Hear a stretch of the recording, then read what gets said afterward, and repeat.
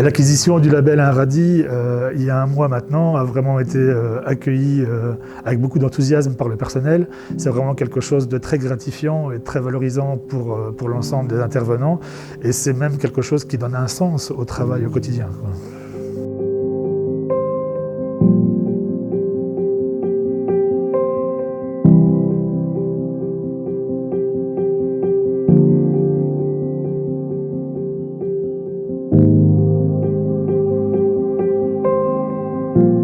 Nous sommes ici sur un site qui est dédié à la santé et à la pratique sportive, avec la présence d'Enosport, donc notre institution, et également nos collègues de l'Observatoire de la santé.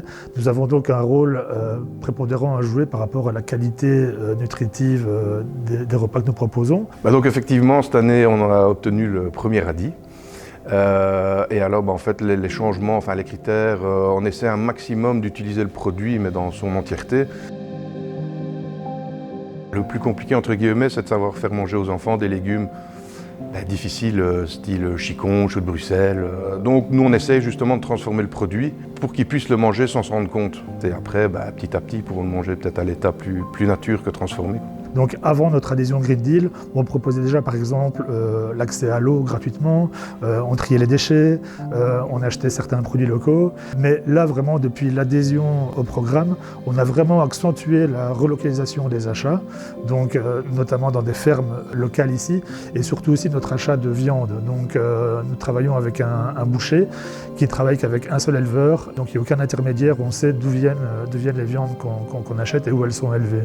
Et donc vu la découverte justement de cette richesse qu'on a dans le coin, maintenant on travaille avec des légumes locaux et de saison bien évidemment.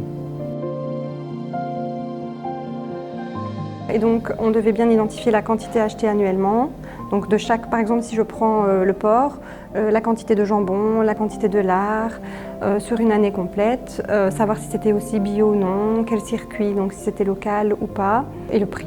C'est un beau projet et maintenant qu'on fait un peu de publicité par rapport à ça, et donc du coup on a des personnes extérieures qui viennent de plus en plus, d'autres services provinciaux également qui viennent aussi goûter déjà le salade bar parce qu'il a quand même pas mal de succès au vu des produits frais utilisés. Donc oui, pour ça, ça a une belle répercussion à l'extérieur en fait.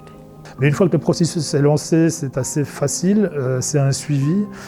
Et puis surtout, l'équipe de Manger Demain est toujours disponible pour toute aide. Donc on a été très bien accompagné dans cette transition.